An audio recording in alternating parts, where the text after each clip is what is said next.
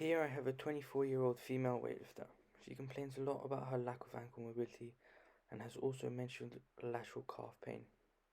As we have been in lockdown, she hasn't been able to train in over a month, but the gyms are nearly back open. When she was training, her lack of ankle mobility knocked her confidence because being able to catch the snatch or the clean in a more upright position makes it easier to control. She has also anterior hip pain because of her lack of ankle mobility. She feels the hip pain especially when weights get heavy in front squats, snatch and clean, both in the catch position. When it does get heavy, she relies on different parts of her lift, such as the pull. Most of the time she can't get under the lift and therefore misses the lift. So her background consists of a lot of sports actually, spanning from kickboxing and gymnastics. Gymnastics she has kept through alongside her weightlifting training, especially doing handstands and splits, to try and get that hip mobility up. Handstands to get her shoulder stability, things that would be needed for her in her Olympic weightlifting. I did an active, passive, and functional assessment of the hip, knee, and ankle. Through that, we noticed that she had a pinch in the anterior hip in full flexion. The pinch in her hip was more important for her to be treated than her lateral calf pain, as the hip is the source of a lot of injuries in the lower limb. It made more sense for me and her to get rid of that first. Your hip in deflection and you move around. Okay. Maybe say you're testing her. Any pain? Any pinch? Slight pinch in the front. In the front here. Relax.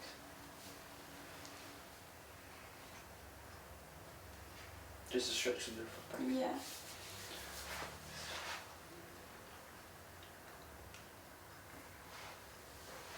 No pain? No. Nothing? So I'm going to do something on the side. Feels so good to me. Relax. Just pinch to the front there. Yeah. Just in here or does it really down the side? No, just in the front. Okay.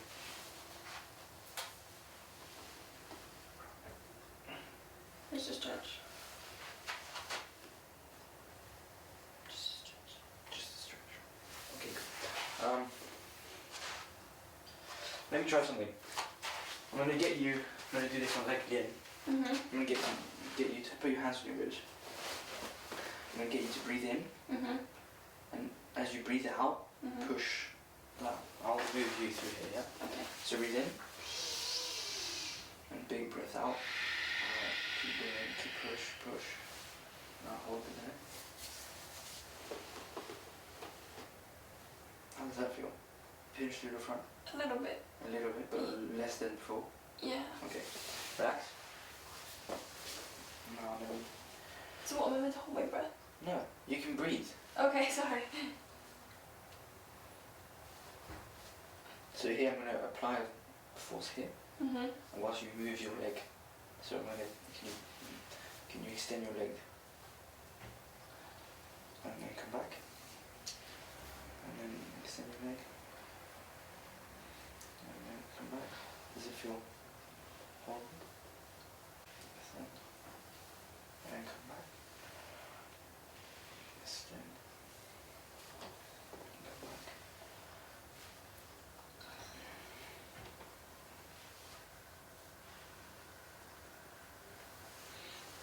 Now relax. Mhm. Breathe in again. And out. Keep going, relax.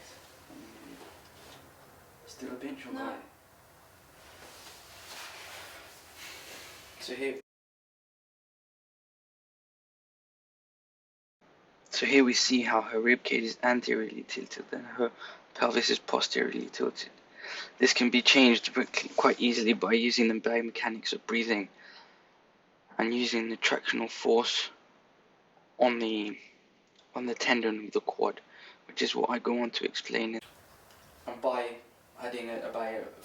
creating a tractional force whilst you're moving through the movement, it kind of releases it a little bit because that's where you feel the pinch. Yeah.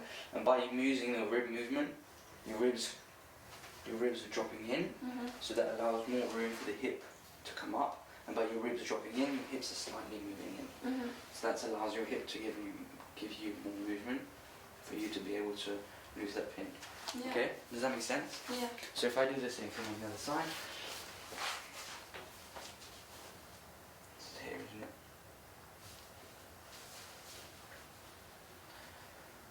It's there. Yeah.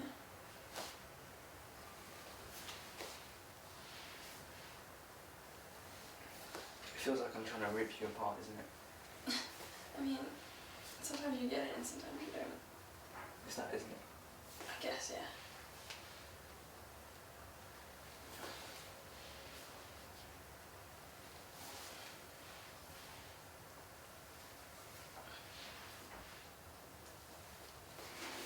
Breathe in. And out. Pinch to the front.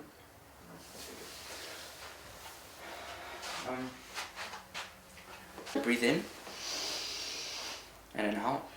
Push your ribs down. Push your ribs down. Don't over exaggerate the hips. Push. How does that feel? Is there a pinch to the No. front? No. Because I'm breathing. Okay, good.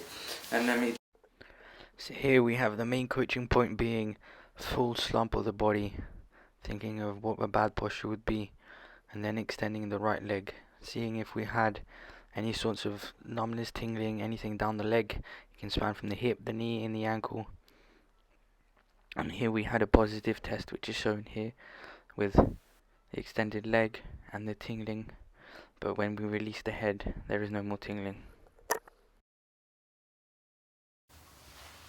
There we go. And come back. So I chose the dish to arch roll to keep that gymnastics going. Gymnasts do this on a regular basis, but using the stability all around the core, making the trunk as stable as possible, can only help her in the deep squat, which is what she complains about with her hip pain. So bring your foot slightly back. Yeah, that's fine.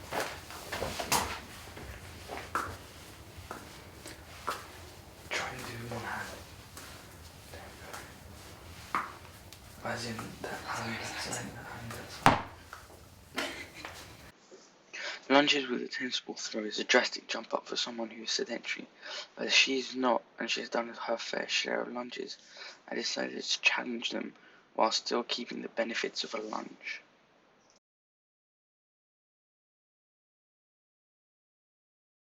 Yeah. Straight leg up. Straight leg. Yeah, cool. Can you feel that? The stretch? Oh, yeah. Where? In my hip. Cool. Perfect. Let me just take a picture. That's pretty cute.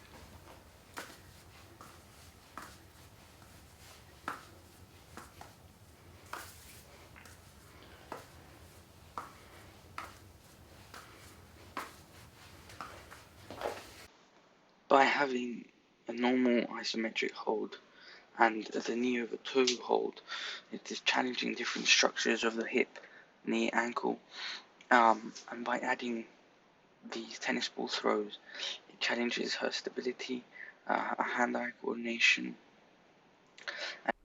So here we have something that I could use as a progression to the normal lunges, with using the front foot elevation. Bend both your legs out. Slightly bigger, slightly longer. Okay. And then you're gonna put your hands on your ribs. Yeah. And can you raise this leg off the floor?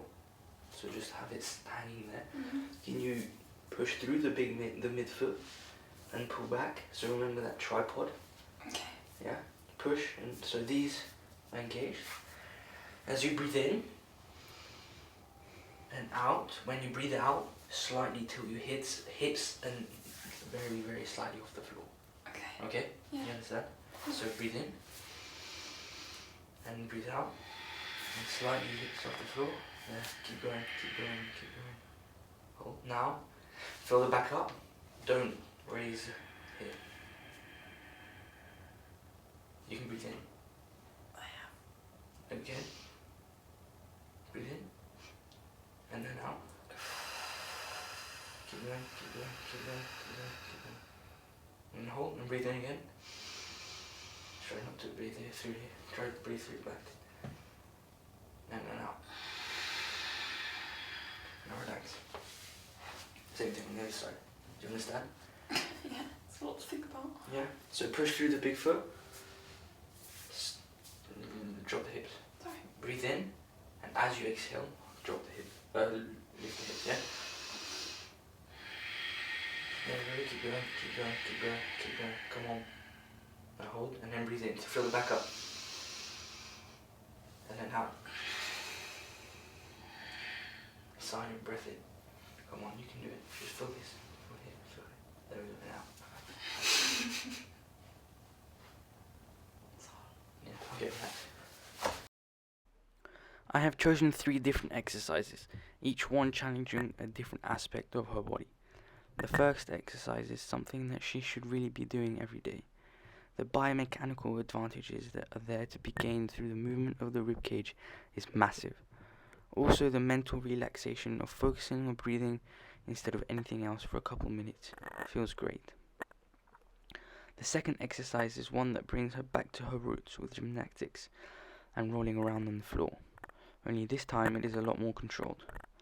She's going to get extremely stable and strong trunk from this exercise.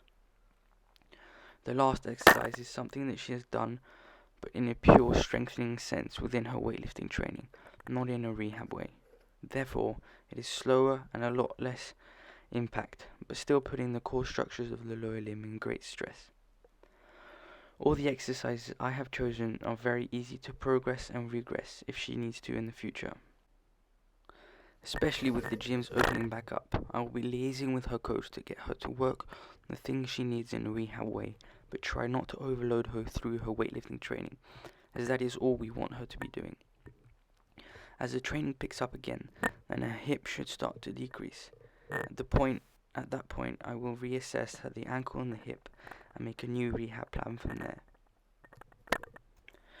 Things I would do better next time. I would take a better subjective history and do a better objective assessment, which will allow me to understand the whole picture a lot more. So this situation at home, how that's going. So when I get to the prescribing the exercises, it makes it easier for me to understand what they will do, what they won't do, what they can do, what they can't do, and give me just an overall understanding of what the patient is going to be like.